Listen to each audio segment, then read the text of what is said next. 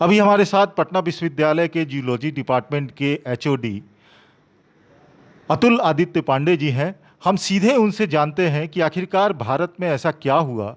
क्या यहाँ का प्लेट कमज़ोर हो चुका है कि लगातार भारत की जो धरती है वो लगातार हिल रही है। सबसे पहले हम इनसे जानते हैं कि दिल्ली एनसीआर में भूकंप के झटके इतने लगातार क्यों आ रहे हैं। इससे पहले कि दिल्ली में आए झटकों के बारे में मैं बातचीत करूं, मैं ये चाहता हूं कि हम सभी ये समझें कि ग्लोब पर भारतवर्ष का जो भूखंड है उसकी क्या स्थिति है। हम सभी जानते हैं कि भारतवर्ष के उत्तर में हिमालय की पर्वत श्रृंखला है, और ये भी जानते हैं आए दिनों में कि प्लेट्स की बात हम करते हैं, और इंडो ऑस्ट्रेलियन प्लेट और यूरेशियन प्लेट की टकराहट से हिमालय पर्वत श्रृंखला का निर्माण हुआ, जिसे हम भूविज्ञान में वो पढ़ते हैं, बोलते हैं। अब इस प्लेट के टकराहट के कारण कई ऐसे क्षेत्र हैं जो कमज़ोर पड़ते हैं, जिसे हम लिनियामेंट्स कहते हैं या वीक जोन्स कहते हैं। और ये वीक जोन्स जैसे जैसे टकराहट दबाव बढ़ेगा, वो छोटे छोटे इलाके जो वीक जोन्स हैं, कमज़ोर इलाके हैं, वहाँ से पत्थर, रॉक्स, मासेस टूटते हैं और उस कारण से भूकंप की तरंगें जनित होती हैं।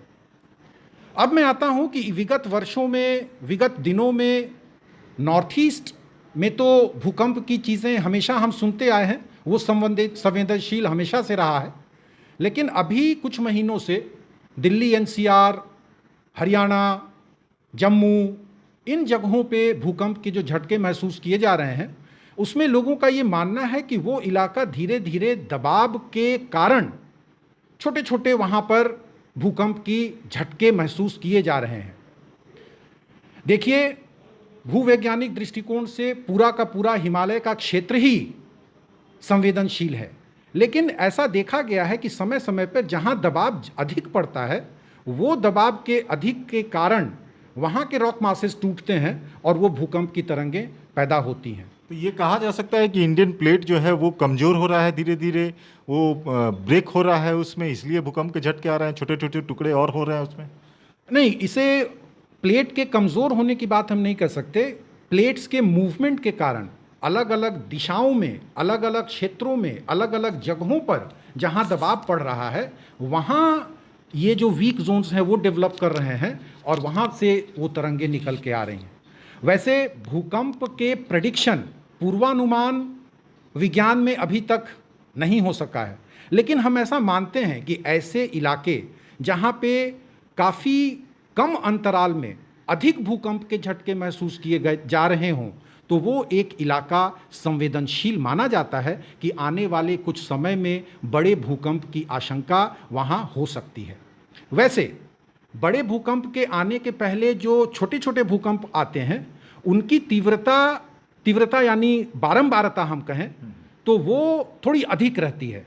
आज आया, कल आया, 2 दिन बाद आया, तो उसमें एक बड़े भूकंप की परिकल्पना हम तुरंत कर सकते हैं कि आने वाले कुछ ही दिनों में भूकंप आएगा। लेकिन अभी जो हम लोग दिल्ली और बाकी इलाकों में देख रहे हैं, वहाँ देख रहे हैं कि महीने में या इधर करीब करीब 10-15 दिनों में भी झटके आए हैं। तो संवेदनशील तो वो इलाका है, लेकिन बड़े भूकंप कब आ जाएंगे, कुछ ही दिनों में आ जाएंगे, ये विज्ञान अभी तक हम उसके बारे में कोई पूर्वानुमान नहीं लगा सकते हैं। आपने कहा कि पूर्वानुमान तो नहीं हो सकता है, लेकिन जिस प्रकार से अगर कोई बीमारी डेवलप करती है शरीर के अंदर में, तो उसके सिम्टम्स पहले से नज़र आने लगते हैं कि ये बीमारी हो सकती है। शायद डायग्नोसिस भी उसी आधार पे किया जाता है उस बीमारी का। तो इसी तरह से अगर अर्थक्वेक के बारे में बोला जाए, तो अर्थक्वेक, जो बड़ा अर्थक्वेक आने वाला होता है, तो क्या इसी तरह से सिम्टम्स ये देते हैं, छोटे छोटे भूकंप के झटके जो आ रहे हैं, लगातार आ रहे हैं, तो ये बड़े भूकंप का एक संकेत हो सकता है? या ये तो आपने सही कहा है कि बड़े भूकंप के ये संकेत के रूप में हम उसे देख सकते हैं। और दूसरी एक जानकारी मैं ये देना चाहता हूँ कि कई वैज्ञानिकों ने पूरे हिमालय पर्वत श्रृंखला के संदर्भ में जो भूकंप के उन्होंने अनुमान लगाए हैं, जो अध्ययन किया है नॉर्थ ईस्ट से लेकर नॉर्थ वेस्ट तक में, तो अलग अलग इलाके एक अलग समय के अनुसार वो भूकंप से ज़्यादा प्रभावित होते हैं। तो सांख्यिकी के तौर पे, स्टैटिस्टिकल एनालिसिस के तौर पे अगर हम देखें तो अभी ये इलाका संवेदनशील हो चुका है और बड़े भूकंप की संभावना यहाँ है। लेकिन ऐसा नहीं कि वो बस अब आ ही चला और कुछ ही दिनों में वो भूकंप आ जाएगा, ऐसी बात नहीं है। लेकिन तैयारी के दृष्टिकोण से जहाँ तक मेरी जानकारी है, जैसे दिल्ली की अगर हम बात करते हैं तो आजकल हम लोग साइस्मिक माइक्रोजोनेशन की बात करते हैं। कई तरह के पैमानों को लेकर, वहाँ के स्ट्रक्चर्स को देखकर, वहाँ के बिल्डिंग्स के बारे में और भी जो विकास के दूसरे चीज़ें बन रही हैं, उसको भी हम लोग उस तरह से चिन्हित करते हैं कि ये इलाका संवेदनशील है और उसके लिए हमें निर्माण में किस किस प्रकार की सावधानी बरतनी चाहिए। हम लौट के आते हैं कि साइस्मिक जोन 4 में आता है शायद बिहार, तो 4 और 5 में उत्तर बिहार का हमारा इलाका है। बिहार के संदर्भ में हम कह सकते हैं कि बिहार अति संवेदनशील है। बिहार के उत्तर में जो कई ज़िले हैं नेपाल से लगे हुए, वो संवेदनशील जोन 5 में आते हैं। हमारा पटना राजधानी जोन 4 में आता है और भूकंप के दृष्टिकोण से हम अति संवेदनशील में हैं, ये मैं कह सकता हूँ। तो क्या किस तरह से, अगर मान लीजिए कि सिम्टम्स दे रहे हैं, बड़े भूकंप आ सकते हैं, हालांकि प्रिडिक्शन नहीं किया जा सकता है, तो लोग सेफ्टी मेजर्स के लिए क्या कर सकते हैं? अगर बिहार जो है वो सिस्मिक जोन 5 में और 4 दोनों में आता है, तो हमने देखा था कि नेपाल में जिस तरीके से 25 अप्रैल को जो भूकंप आया था, इसका बहुत तगड़ा प्रभाव पड़ा था बिहार के ऊपर। हालांकि उस वक्त बहुत ज़्यादा डैमेज नहीं हुआ था, लेकिन अगर अंदर के तौर पर देखा जाए तो बहुत सारे मकान डैमेज हुए थे। तो किस तरह का प्रिकॉशन लोगों को लेकर रखना चाहिए कि अगर किसी तरह का भूकंप आता है तो फौरी तौर पे क्या करें? मैं बहुत गंभीरता के साथ और खुशी के साथ मैं आपसे ये शेयर करना चाहता हूँ कि इस संदर्भ में बिहार सरकार के द्वारा आपदा विभाग और यहाँ तक कि जो बिहार राज्य आपदा प्राधिकरण है, आपदा प्रबंधन प्राधिकरण, उसके द्वारा भी भूकंप के संदर्भ में कई काम किए जा रहे हैं।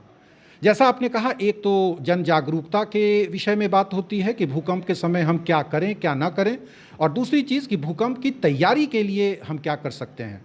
मैं आपको ये सूचित करना चाहता हूं कि आपदा प्रबंधन प्राधिकरण के द्वारा ये कई जो हमारे पुराने बिल्डिंग्स हैं, ऐसा कहते हैं कि भूकंप से क्षति नहीं होती, भूकंप की तरंगों से जो मकान गिरते हैं और जो दूसरी संरचनाएं गिरती हैं, उससे हमारी क्षति होती है।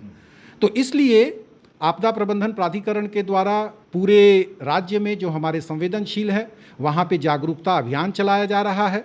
जो पुराने मकान हैं उसको रेट्रोफिटिंग बोलते हैं। कैसे हम पुराने जो जर्जर मकान हो चुके हैं उसको हम क्या कर सकते हैं, उसका सुदृढ़ीकरण करें या उसे बिल्कुल नष्ट कर दें, इस पे कार्य चल रहा है। कई तरह के मॉड्यूल्स बनाए गए हैं और यहाँ तक कि जन जागरूकता के लिए आजकल हम लोग मॉक ड्रिल्स का एक्सरसाइज करते हैं। मैं तो विश्वविद्यालय में राष्ट्रीय सेवा योजना का समन्वयक हूँ और आपदा प्रबंधन विभाग और प्राधिकरण के सौजन्य से हम सब अपने कॉलेज कैंपस में, विश्वविद्यालय कैंपस में स्टूडेंट्स को मॉक ड्रिल कराते हैं कि अगर भूकंप की ऐसी स्थिति बनती है तो आपको उस समय क्या करना चाहिए। यही नहीं, अस्पतालों में, दूसरे इलाकों में और प्रशासनिक क्षेत्रों में भी भूकंप के दौरान क्या किया जाए, न किया जाए, इसके बारे में बातचीत होती है। अगर हम बात करें कि इंडिया के कंसर्न में और साथ साथ अगर बिहार के कंसर्न में बात करें तो कितने रेक्टर स्केल तक का भूकंप का झटका यहाँ पर आ सकता है? अगर संभावना अगर ऐसी होती है, प्रिडिक्शन तो नहीं किया जा सकता, कितने रेक्टर स्केल तक का भूकंप भारत में संभावना बनती है? अगर नेपाल से सटे बिहार के इलाके की बात की जाए तो यहाँ पे कितने रेक्टर स्केल तक का आ सकता है? इसका भी पूर्वानुमान ऐसे नहीं लगाया जा सकता, लेकिन जहाँ तक अगर बिहार की बात आप करें तो बिहार के संदर्भ में तो 1934 का भूकंप सबसे महत्वपूर्ण है, जहाँ पे रिक्टर स्केल में 8 दशमलव कुछ के उस पर तीव्रता पे मापी गई थी और भयानक तबाही मची थी। उसके बाद